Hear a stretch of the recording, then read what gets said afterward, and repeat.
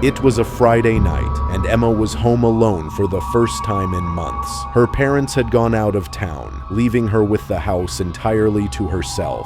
She was excited, looking forward to a quiet evening with her favorite TV shows, snacks on the couch, and music playing softly in the background. The house felt safe, familiar, and comforting. But as the night went on, that sense of security would shatter completely. Around 10:30 p.m., Emma was curled up on the couch when she noticed something strange out of the corner of her eye, a shadow moving past the living room window. At first, she dismissed it as a trick of the streetlight outside or a reflection of the trees swaying in the wind. But then she heard a faint tapping against the glass, deliberate and slow. Her heart skipped a beat. The dog, usually calm and friendly, suddenly growled low, staring intently at the window. Emma froze. She strained her ears, listening for any other sound. That's when she noticed a figure standing just beyond the glow of her porch light. A man, completely still, staring directly at the window. She couldn't see his face clearly, only the dark outline of his body. But the intensity of his stare sent chills down her spine. Panicking, Emma grabbed her phone and dialed 911, whispering to the operator what was happening. The man didn't move, didn't wave, didn't leave. He just stood there, watching. She backed away from the window, trying to stay calm, but every instinct screamed that he could see her, that he knew she was alone. Minutes dragged on like hours. The man shifted slightly, pacing slowly along the edge of the yard, his gaze never leaving the house. Emma stayed on the phone with the operator, trembling, whispering every little movement she saw. When the police finally arrived, the man was gone. They searched the yard and surrounding area, but found no trace of him. No footprints, no identification, nothing. The next morning, Emma inspected the area around her porch. There were small scuff marks on the steps, as if someone had leaned against the railing. She realized with a sickening feeling that the man had been there for some time, waiting, watching, and studying the house. The thought that he could have returned at any moment left her shaking. Emma never stayed home alone again. She installed cameras, checked the locks constantly, and even avoided looking out the windows alone. Even years later, the memory of that figure standing silently in her yard, the dog's growl piercing the quiet night, and the sound of tapping on the glass sends a chill down her spine. The terrifying part, she realized, wasn't just the man outside. It was the realization that someone had been watching her, patient, silent, and waiting for the right moment to strike. It was a reminder that home isn't always safe, and sometimes danger doesn't come through the door. It waits just outside, unseen, but fully aware of your presence. Emma's story is a chilling lesson. When you're home alone, you're never as safe as you think. The shadows can hide more than just the night. They can hide the things that are watching you, waiting for you to make the first mistake.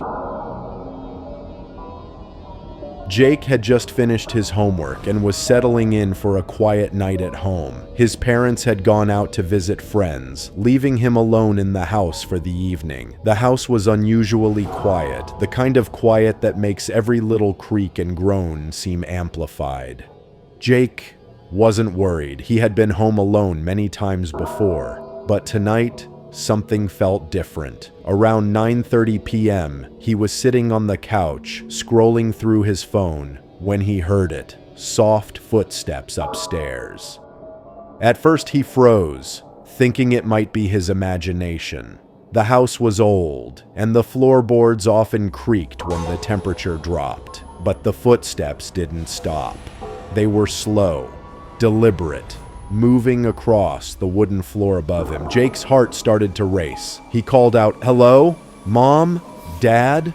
No answer. The footsteps continued, pacing back and forth, then stopping just long enough to make him question whether he had imagined them again. Fear began. to creep in. He grabbed his phone and dialed 911, whispering frantically to the operator. He explained that he was home alone and someone, or something, was upstairs, moving around. As he stayed on the line, the footsteps grew louder, more distinct. They moved toward the staircase. Jake's stomach dropped. He wanted to run, but every instinct told him not to move, not to alert whoever or whatever was up there, that he knew they were there. The shadow of fear hung over him, heavier than the quiet that had filled the house moments before. Then came the sound of a door opening. It was slow, deliberate, and unmistakable. Jake's blood ran cold. He could hear a floorboard creak as if someone were walking right above him. He ducked behind the couch, covering himself with a blanket, trying to become invisible. The operator on the phone told him to stay calm and wait for the police. He nodded silently, even though he knew the intruder couldn't see him. Minutes later, he heard a voice, low, barely audible, whispering his name. "Jake!" The voice sent a chill down his spine. Whoever it was knew he was alone. He squeezed the phone tighter, his hands shaking uncontrollably. Then, the footsteps moved away, disappearing into the distance. Silence fell over the house, thick and suffocating. When the police arrived, they found no one. No signs of forced entry, no fingerprints, nothing. Yet the sound of footsteps, the whisper, and the opening door had been real. Jake couldn't shake the feeling that someone had been inside the house, watching him, following him, and waiting for the perfect moment to strike. Even weeks later, the memory haunted him. Every creak of the floor, every tapping sound made him jump. He never stayed home alone again. He installed extra locks, added a security camera, and triple-checked every door before leaving. But the fear stayed with him, a constant reminder that home isn't always a safe place, and sometimes the quietest nights are the most dangerous.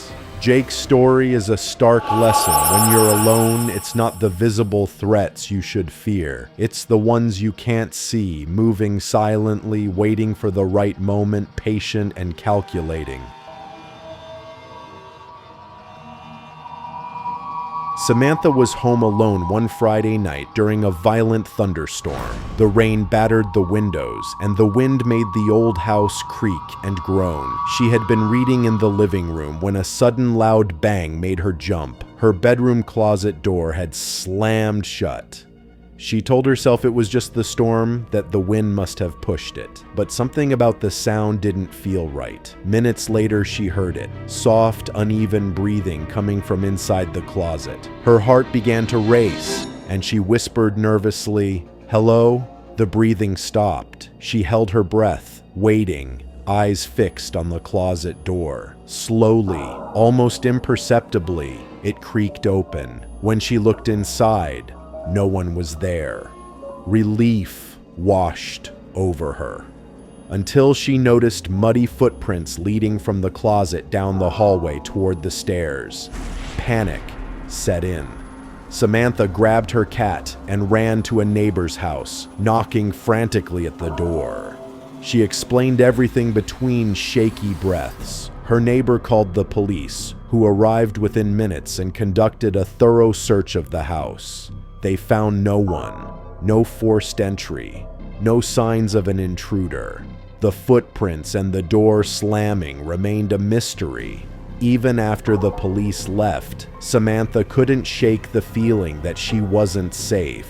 Every small noise, the creak of a floorboard, the rustle of a curtain, even her cat moving across the room, set her on edge.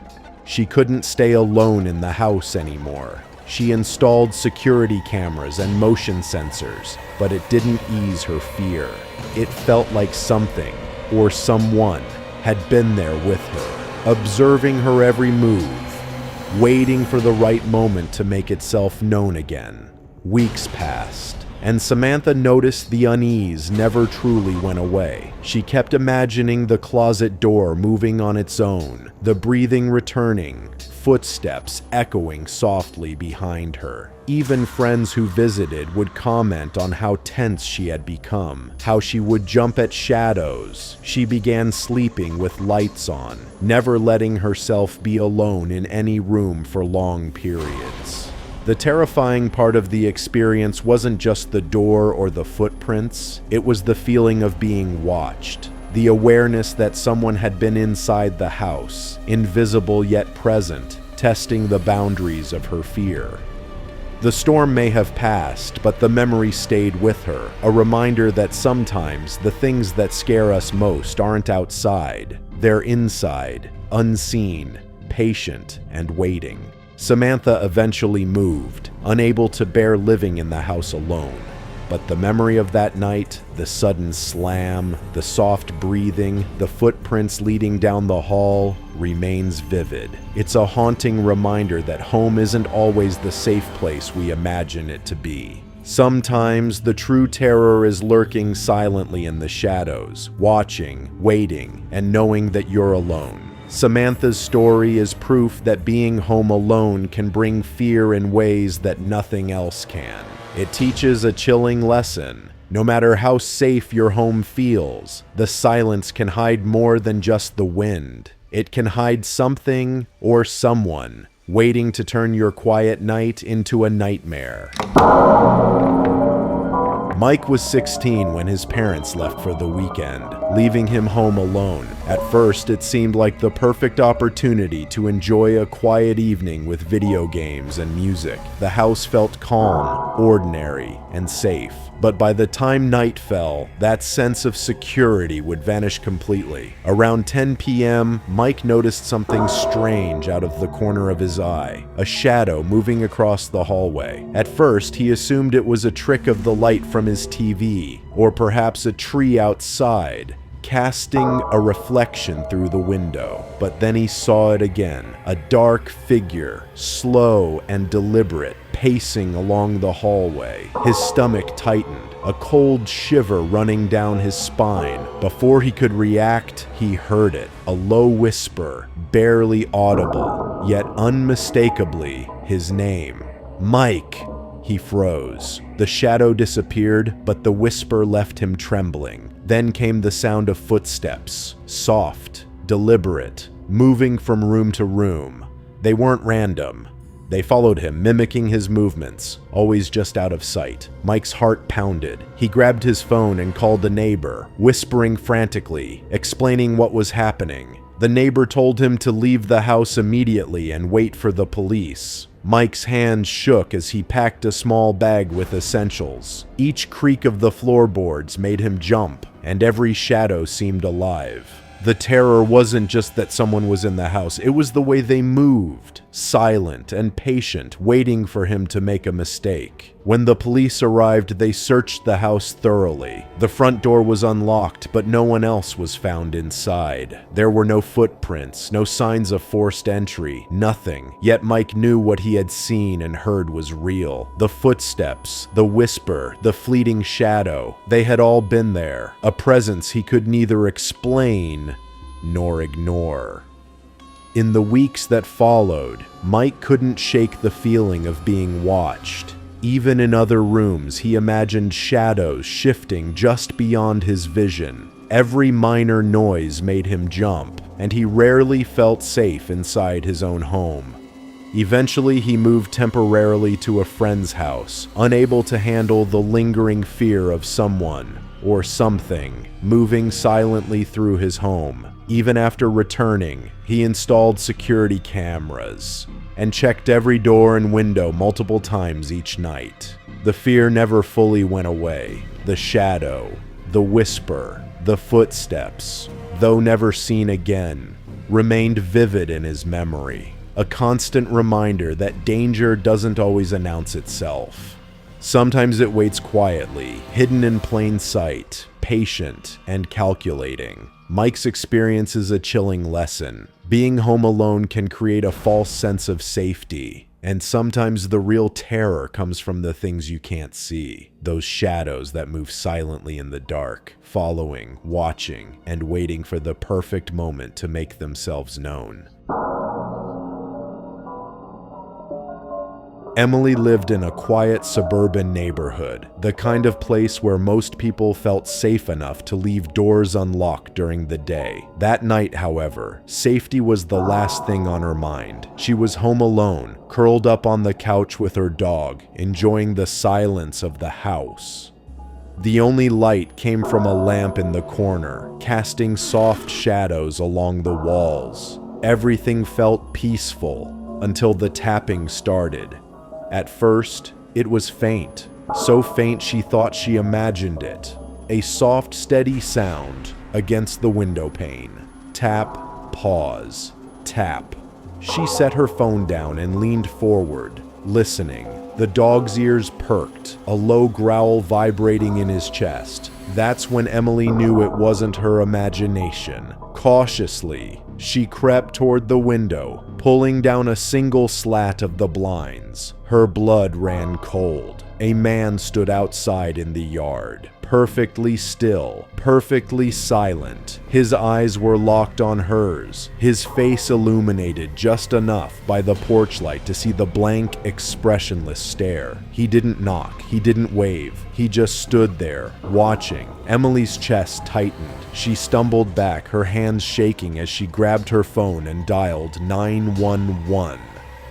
She whispered frantically into the receiver, telling the dispatcher that a man was standing outside her house, staring directly at her.